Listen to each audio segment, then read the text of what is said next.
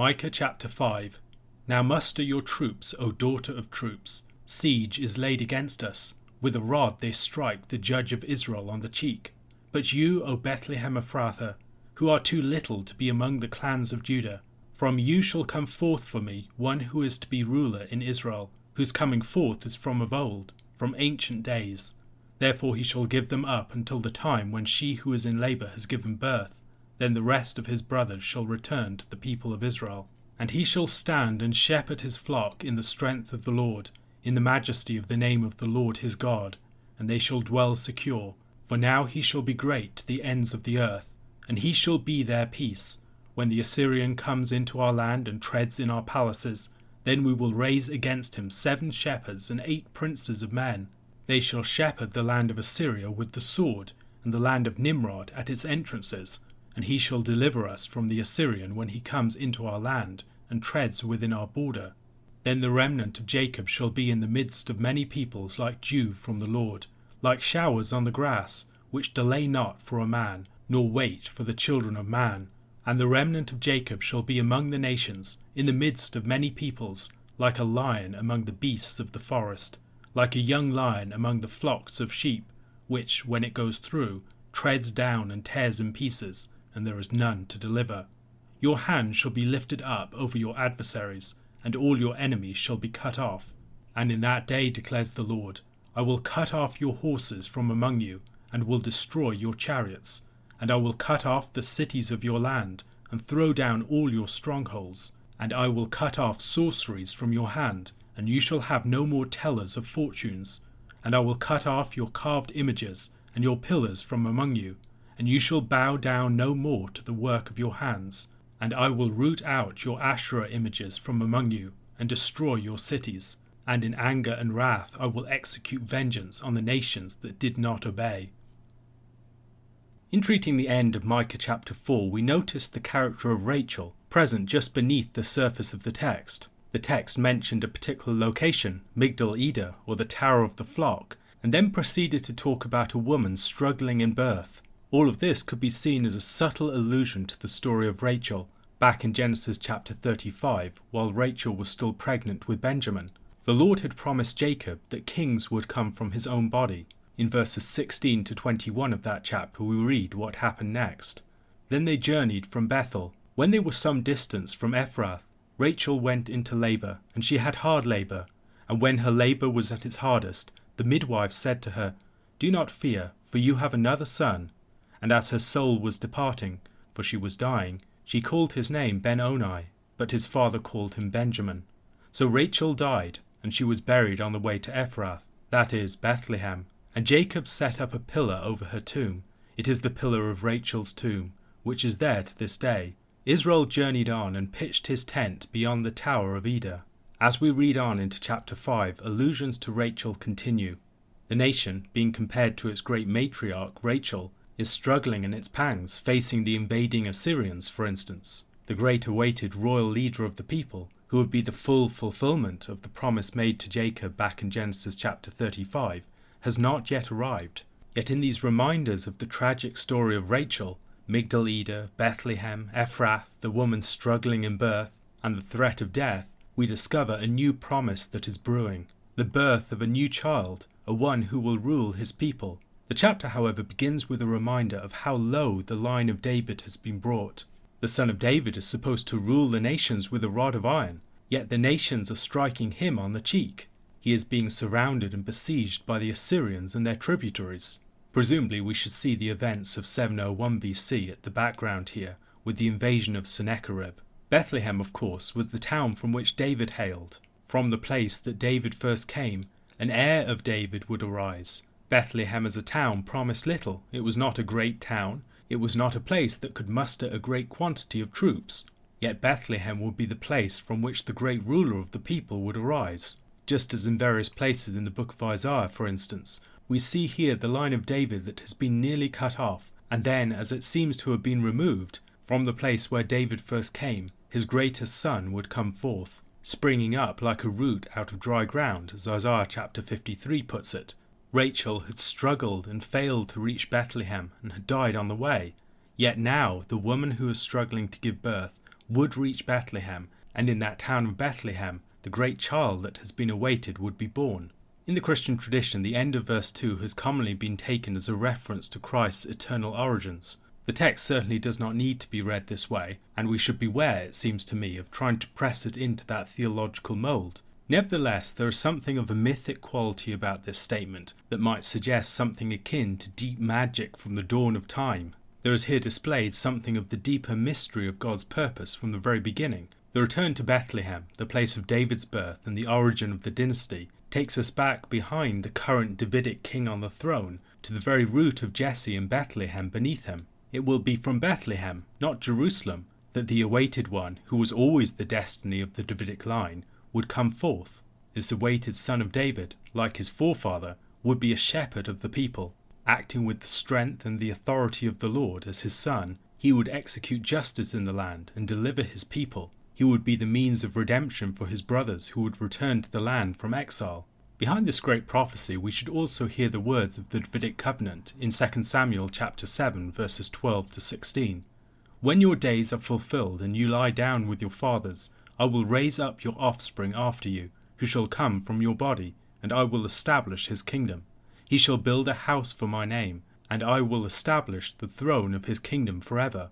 I will be to him a father, and he shall be to me a son. When he commits iniquity, I will discipline him with the rod of men, with the stripes of the sons of men. But my steadfast love will not depart from him, as I took it from Saul, whom I put away from before you. And your house and your kingdom shall be made sure forever before me. Your kingdom shall be established forever. In addition to restoring the people as the great shepherd and giving them security, his glory would also go out to the surrounding lands, and even to the ends of the earth. He would be the source of their peace, the Prince of Peace, as Isaiah speaks about. As he establishes his rule, the nation will find security and strength against its enemies on all sides. The Assyrians, being the current great threat to the nation, are set forth as paradigmatic examples here. Verses 7 and 8 are clearly paralleled. In the first, the remnant of Jacob are compared to dew and showers on the grass, and in the second to lions among the peoples. The clear literary paralleling of these two verses invites us to see not just the similarities but the contrasts. The first one is one that explores an image of blessing, the dew which revives the grass and the land, saving it from the parching heat of the sun. Jacob is here presented as a blessing for the nations, a means by which they will be revived and given health, all we should recognize in fulfillment of the Abrahamic promise. The second image, however, is an image of Jacob as an agent of divine justice. Jacob here is seen not just as a means of giving health to the nations, but as a threat to any that will resist the power of the Lord. This purpose of the Lord for them should in the present give the people a confidence over their adversaries. They should act with confidence, knowing that the time would come when all of their opponents would be cut off. Leslie Allen notes the presence of a hook and line device here that connects verse 9 and verse 10. Verse 9 speaks about being cut off, and the new oracle that begins in verse 10 also plays upon that word for being cut off. Now it is not the enemies that are being cut off, but the unfaithful of the people. The context again seems to be the events of 701 BC and the invasion of Sennacherib and the Assyrian forces. As we see in 2 Kings chapter 18 verse 24, Judah had looked to Egypt for military aid, specifically depending upon Egypt for horses and chariots. This war machine gave Judah a sense of its security. Likewise, Judah also felt confidence in the great fortified cities of the land. However, when the Assyrians came to the land, the fortified cities would be breached, and the great war machine that Hezekiah had built up would be of little avail against them. They had clearly forgotten the lesson of Psalm 20 verses 7 to 8. Some trust in chariots and some in horses, but we trust in the name of the Lord our God. They collapse and fall, but we rise and stand upright. Judah's strength never ultimately rested in the might of its war machine, but in the power of its God. And on the other side, when it trusted in its war machine and failed to trust in God, the war machine would prove absolutely useless when the Lord himself turned against the people. Besides the false trust that the nation put in its military might and its strong defences, it also trusted in sorcery, divination and idolatry. Just as Israel had been instructed not to go back to Egypt for horses and chariots, they were not supposed to worship false gods or engage in any of these occult practices, and the Lord would strip them of all of these things. not least because they are futile. They are bowing down to the work of their hands. Here we see a reminder of the common prophetic polemic against pagan idolatry. As the Lord stripped his people of all of those things in which they falsely placed their trust, instead of placing their trust in him, he was graciously removing things that were preventing them from turning back to himself. Judgment will begin with the house of God, but the chapter ends with a broader declaration of divine vengeance that should be expected by those disobedient nations that did not obey the word of the Lord and gave themselves to idols. A question to consider: how do we see the prophecies of this chapter used within the New Testament? Matthew 8, verses 1 to 17. When he came down from the mountain, great crowds followed him.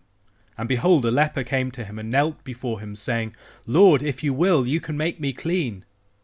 And Jesus stretched out his hand and touched him, saying, I will, be clean. And immediately his leprosy was cleansed. And Jesus said to him, See that you say nothing to anyone, but go, show yourself to the priest, and offer the gift that Moses commanded, for a proof to them. When he had entered Capernaum, a centurion came forward to him, appealing to him, Lord, my servant is lying paralyzed at home, suffering terribly. And he said to him, I will come and heal him. But the centurion replied, Lord, I am not worthy to have you come under my roof, but only say the word, and my servant will be healed. For I too am a man under authority, with soldiers under me. And I say to one, Go, and he goes, and to another, Come, and he comes, and to my servant, Do this, and he does it. When Jesus heard this, he marveled and said to those who followed him, Truly I tell you, with no one in Israel have I found such faith. I tell you, many will come from east and west and recline at table with Abraham, Isaac, and Jacob in the kingdom of heaven, while the sons of the kingdom will be thrown into the outer darkness. In that place there will be weeping and gnashing of teeth. And to the centurion Jesus said, Go, let it be done for you as you have believed. And the servant was healed at that very moment. And when Jesus entered Peter's house, he saw his mother-in-law lying sick with a fever. He touched her hand, and the fever left her, and she rose and began to serve him. That evening they brought to him many who were oppressed by demons, and he cast out the spirits with a word, and healed all who were sick. This was to fulfill what was spoken by the prophet Isaiah. He took our illnesses and bore our diseases. Matthew 8 begins with Jesus descending the mountain. This descent from the mountain bookends the entire Sermon on the Mount. It began with Jesus ascending the mountain, and now he descends. And perhaps it's also important for framing what happens next. It begins a series of 10 actions in chapters 8 and 9. Cleansing a leper, healing the centurion's servant, healing the fever of Peter's mother-in-law, calming the storm, casting out 2 demons, healing a paralytic, raising the dead girl of a ruler, healing a woman with the issue of blood, giving 2 blind men sight, and casting out a demon from a dumb man. Peter Leithart has suggested that there's a rhythm to the stories, with 3 sections, each containing explanations of Jesus' ministry, punctuated by reflections on or calls to discipleship. We can see those calls to discipleship in verses 18 to 22 of chapter 8, verses 9 to 13 of chapter 9, and verses 35 of chapter 9 to 42 of chapter 10. And as we go through this series of events, there's also a movement towards greater opposition. These are signs of the new life of the kingdom. Outsiders and those excluded are coming into the kingdom. Lepers, Gentiles, demon-possessed people, the woman with the issue of blood. Jesus is overcoming death and disease, these causes of exclusion from fellowship. And as he heals these people, he is bringing them into fellowship once more. He's bringing people who would have been outsiders into the enjoyment of the benefits of the kingdom, Gentiles in that case, and restoring faculties to those who lack them. These are all things that are spoken of in the Old Testament prophecies of the kingdom. This series of events begins with the healing of the leper. And the fact that Jesus touches the leper is a matter of importance. We can think also of the presence of touch in the healing of the woman with the issue of blood. This is probably not what we think of as leprosy. It's a different sort of skin ailment. It is, however, something that would have excluded the sufferer from the enjoyment of full fellowship with the rest of the people of Israel. And so healing a person from this condition would allow them to once more enter the fellowship and community of Israel. Jesus touches this man, but he does not contract defilement. Rather, he communicates health and life. This is a reversal of the usual direction of movement, where usually if you touched a leper or someone who is unclean, you would become unclean. Jesus does not become unclean. Rather, he communicates life, a life that is stronger than defilement. And this is a secret sign. It's one that the leper is not supposed to spread the word concerning. Rather, it's like the turning of the water into wine. There are only a few people who know about this. And the people who know, it is a sign to them. For everyone else, they don't recognize what's taking place. The next healing is the healing of the paralyzed servant of the Centurion. And the Centurion is possibly the highest military officer in Jesus' base town of Capernaum. He's an important figure. He has power and influence and authority. And Jesus is asked to perform a healing from a distance, a healing that will demonstrate the authority of his word. This isn't magic tricks. This isn't something that can be done using sleight of hand. Jesus is healing from a great distance. It's similar to Jesus' second sign in the book of John, in chapter 4, where Jesus heals the official's son. Once again, he's demonstrating his authority at a distance. And the centurion recognizes this. Jesus is someone who has authority like he does. He can say, go, and someone goes. He can say, come, and they come. In the same way, Christ can speak with authority into the world. And the nature of his authority is that of the authorized servant. It's the authority of his word that he can use to heal the servant of the centurion. And once again, this is a sign of the future of the kingdom. A sign of bringing in someone who is an outsider, of blessing someone who's a Gentile, not a Jew. Verse 7 is translated here as, I will come and heal him. But it could also be read as a question. You want me to come and heal him? A challenge to the faith of the centurion, to which he responds with a recognition that he's not worthy for Christ to come into his house, but Christ's word alone is enough to perform the great act. And Christ's discussion of the faith of the centurion would seem to give weight to this particular reading. He declares that the faith of the centurion exceeds that which he has encountered in Israel itself. Indeed, people like the centurion will find their way into the messianic feast with Abraham, Isaac, and Jacob in the kingdom of heaven, and yet those who would seem to be the heirs will find themselves cast out into outer darkness with wailing and gnashing of teeth. This speaks of the later Gentile mission, for instance. Numerous sons of the kingdom finding themselves outside, and the people who would not seem to be the true sons finding themselves within. The faith of the centurion is seen in this practical request for healing, a recognition in the power of Christ's word that he is one with authority, and on the basis of that, Christ can declare that he is one who is of the type that belongs to the kingdom. He's not just going to enjoy the crumbs, he is going to recline at the table. The third act in this chapter is the healing of Peter's mother-in-law. Peter's house in Capernaum may have been the base from which the disciples were working at this time. Once again, Jesus proves his power to heal, this time the mother-in-law of Peter, with a single touch. And that evening many more come, who are healed with a word. Once again, the power of Christ's speech is underlined here. In the previous chapter we were told that he spoke with authority and not as the scribes, and now we're told that he is one who can cast out demons with a word, who can heal with a word. And in these respects he's fulfilling the prophecy of Isaiah. He took our illnesses and bore our diseases. In the context of Isaiah chapter 53, many have seen these things as referring to the cross. But yet Matthew presents Jesus' life and ministry fulfilling this prophecy also. Jesus perhaps should be seen as taking these things upon himself. He is not just removing it, he's taking it upon himself. The death of the world, the sickness of the world, the demonic possession of the world. He's taking it upon himself, all in preparation to deal with it finally at the cross. A question to consider. Where else in the New Testament are we alerted to the fact that Peter has a wife?